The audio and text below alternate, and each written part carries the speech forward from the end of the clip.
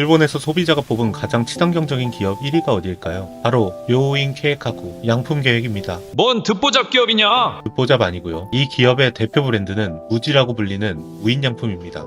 무인양품은 마트 한 켠에 작은 저가형 식품 PB 브랜드로 시작해서 이제는 캠핑장, 건축, 호텔까지 운영하는 라이프스타일 브랜드로 성장했습니다. 탄생 초기부터 지금까지 정말 놀라운 컨셉의 일관성을 보여주며 상식 파괴 상품을 꾸준하게 시장에 내놓는데 그 과정이 정말 재밌습니다. 오늘날의 소비자들은 더욱 똑똑해지고 합리적이며 환경을 생각하죠. 그래서 많은 기업들이 좋은 이미지를 만들기 위해 온갖 노력을 쏟아붓지만 하루아침에 가능한 일이 아닙니다. 무려 45년 동안이나 일본 소비자들의 사랑을 받아온 무인양품의 이야기 함께 보시죠. 브랜드가 없다고 주장하는 브랜드는 대표적으로 2015년부터 이마트에서 전개하는 노브랜드가 있죠. 1978년 캐나다에서 탄생한 저가 PB 브랜드 노네임의 판박이 컨셉으로 말이 많았는데 이미 일본의 1970년대 유통점에는 비슷한 개념의 프라이빗 브랜드가 유행하고 있었습니다. 하지만 저가를 강조하는 경향은 없었습니다. 그 이유는 당시 일본의 소비 시장은 고도 성장과 함께 명품 소비가 증가하면서 브랜드 로고가 강조된 고가의 상품들을 선호하게 되는데 농담삼아 화장실 롤커버에 샤넬이라고 자수만 넣어도 완판되는 시대였습니다. 반대로 과도한 포장이나 사치스러운 소비에 염증을 느끼고 실용적이고 간결한 디자인을 원하는 소비층도 생겨났습니다. 그리고 이 변화를 빠르게 읽은 사람은 세이부 그룹의 총수 쯔츠미 세이지였습니다. 1980년 당시 세이부 그룹은 파르코, 세이부 백화점을 운영하고 패밀리마트를 만들고 세이유 슈퍼마켓 사업까지 활발히 전개하고 있었고 요시노야를 살리고 로프트까지 만들어내며 일본 유통사에 엄청난 영향력을 끼쳤습니다. 그런 엄청난 회사의 총수였던 츠츠미 세이지는 지금도 위대한 사업가이자 위대한 문학가로 기억되는 인물인데 소설가, 시인으로서 받은 상은 셀 수 없을 정도고 일본 문화 향상에 공헌한 사람에게 주는 영예인 문화 공로자로 선정된 대단한 인물입니다. 이 배경을 설명해야 하는 이유가 이 인물의 감성 경영을 이해해야 하기 때문입니다. 감성 경영을 통해 백화점의 개념을 우리가 아는 문화 공간으로 만들어낸 입지전적인 인물로 대표적으로 우디 알렌에게 기모노를 입혀 광고한 맛있는 생활은 엄청난 각광을 받았고 많은 이들이 카피라이터라는 직업을 꿈꾸게 한 역사적인 광고였습니다. 츠츠미 세이지는 철학자 장 보드리아르의 책 소비사회의 신화와 구조에 영감을 받았다고 하는데 상품에 브랜드를 붙인 것만으로 가격이 상승하는 현상에 의문을 가져 브랜드 없이 가격을 낮추는 쪽이 소비자를 기뻐할 거라는 생각에 도달했다고 이야기합니다. 또한 당대 최고의 그래픽 디자이너 타나카 이코, 최고의 패션 디자이너 야마모토 요우지 등과의 활발한 교류를 통해 아이디어를 얻었는데 그렇게 1980년 스스로를 반체제, 안티브랜드 상품이라고 주장하는 브랜드가 없는 좋은 제품이라는 뜻의 무인양품이 탄생합니다. 일본어로 무지루 시료인으로 이 영어권에서는 앞에 두 글자를 따서 무지라는 이름을 쓰고 있습니다. 이 무인양품은 식품 31품목, 생활잡화 9품목, 40개의 상품으로 세이유마트, 세이부 백화점, 패밀리마트, 한신백화점의 작은 인숍으로 영업을 시작합니다.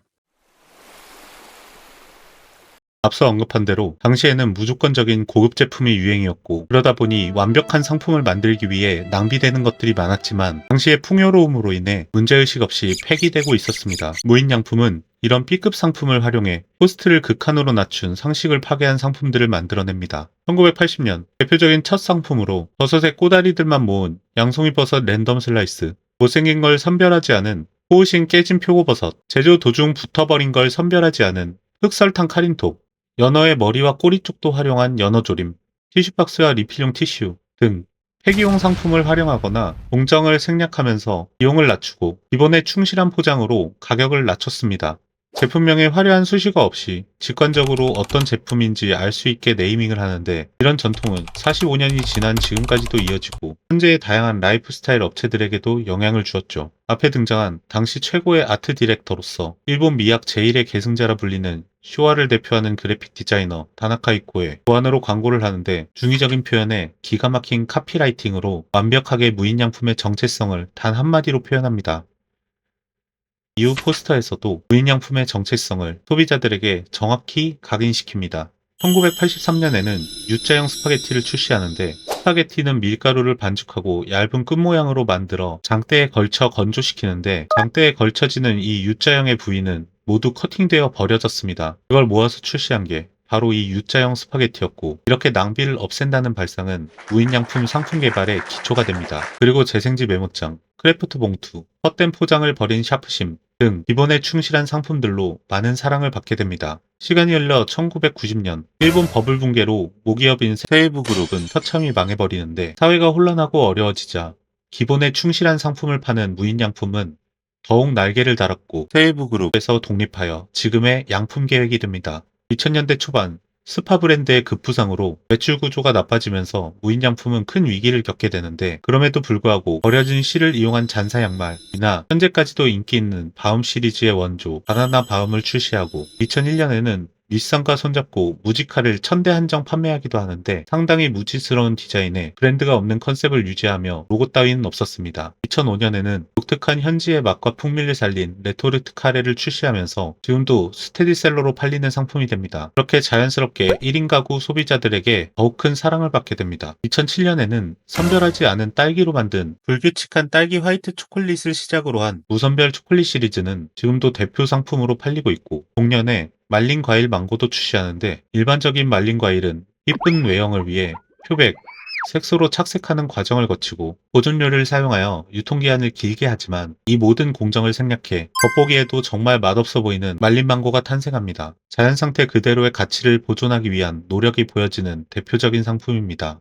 무인양품은 온전히 소비자 니즈에만 초점을 맞춘 상품들을 내뒀는데, 그 비결로 탄생 초기부터 소비자 인사이트를 바탕으로 개발 논리 구조를 만들어 온 습관이 있었고, 모든 상품에는 다 이유가 있고 불필요한 요소는 전부 배제해 왔습니다. 지금도 아이디어 파크라는 인터넷 사이트를 통해 소비자들이 카테고리별로 자유롭게 상품에 대한 의견을 게재할 수 있는 공간이 있는데, 그냥 허울뿐인 공간이 아니고 매일매일 수백 개의 아이디어들이 올라와 매우 활성화되어 있다는 점이 놀랍습니다. 이곳에서 다양한 소비자들의 니즈를 파악해 상품을 개발하며, 이런 착용감이 편한 직각 양말 같은 사용성에 초점을 맞춘 상품들이 탄생하게 되는데, 이 양말은 무인양품의 시그니처가 되었습니다. 그렇게 식품, 의류, 가구, 생활용품, 주택까지 라이프 스타일 전반에 걸쳐 7천여 개 이상의 상품을 판매하는 기업이 됩니다. 심지어 캠핑장을 운영하고 호텔 사업도 하고 있죠. 무인양품의 디자인은 기본적으로 일본의 전통적인 미학 사상인 투박하면서도 조용한 분위기를 풍기는데, 브랜드의 각인조차 없는 단순한 형태가 특징이죠. 무인양품에는 수없이 많은 저명한 디자이너가 관여되어 있고 영향을 주고받고 있으며, 일본 디자인의 수준을 한 차원 끌어올렸다는 평가를 듣게 되는데, 세계 무대에서 일본을 대표하는 프로덕트 디자인의 이미지로 각인되었고, 포춘 100대 디자인에 선정되기도 하며 전 세계 디자이너들에게 영감을 주는 브랜드가 됩니다. 이런 고집스러운 디자인 철학으로 수많은 문화적 영향력을 행사하는데, 그동안의 광고 포스터를 전시하는 것만으로 예술적인 영감을 주는 놀라운 브랜드입니다.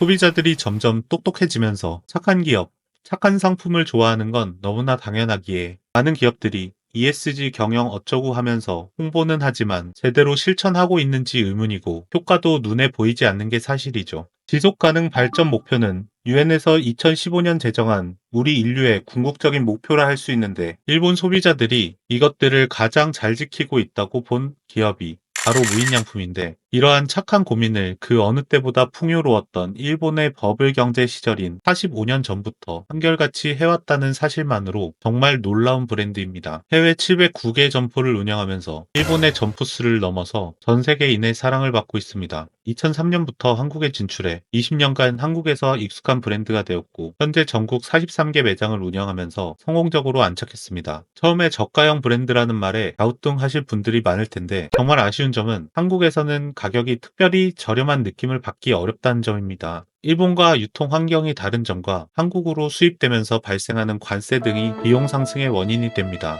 한국과 일본 온라인 스토어 가격을 비교해보면 얼마나 섭섭한 가격인지 체감이 확 됩니다.